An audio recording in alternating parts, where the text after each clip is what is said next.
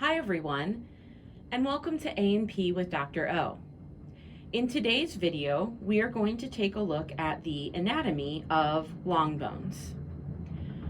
In this particular video, the long bone that we are going to be viewing is the femur. And to take a look at the structures of the long bone, we are actually going to look at the femur in a longitudinal section. So I'm going to go ahead and open up this bone, which has already been cut into a longitudinal section.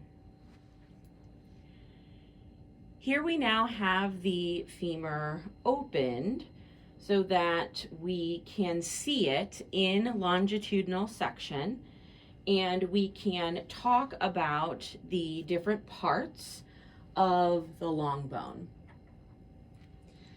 Now, if we look at the long bone, the ends of the long bone are known as the epiphyses. So there's an epiphysis on one end and an epiphysis on the other end. So those would be known as the epiphyses. The long bone also has a shaft. So it has this long shaft, which gives it the characteristic of being a long bone.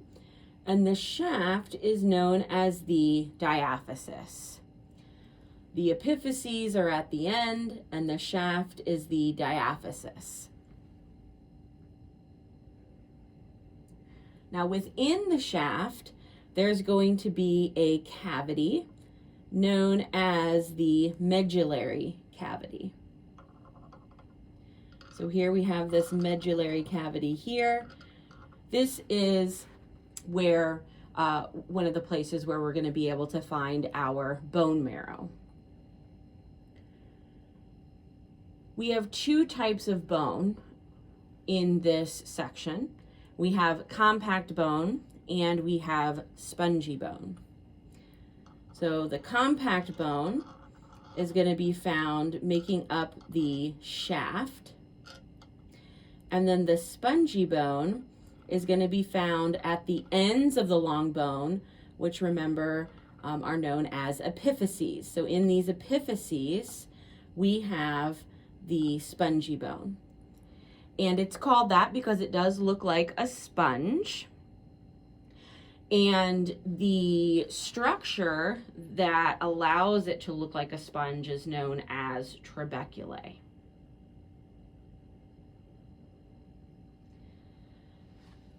We also have some trabeculae in the medullary cavity as well. And then when this long bone is in a living individual, the ends would be covered with articular cartilage, a specialized hyaline cartilage. So the ends would be covered in articular cartilage, and again, those ends are known as the epiphyses.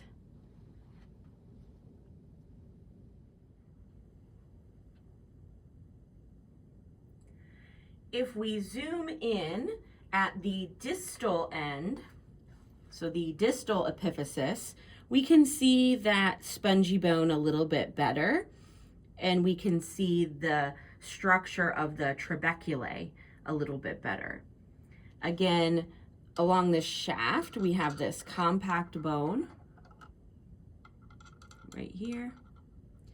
And then on the ends, we have the trabeculae of spongy bone. And then we can also see some trabeculae running along that medullary cavity as well.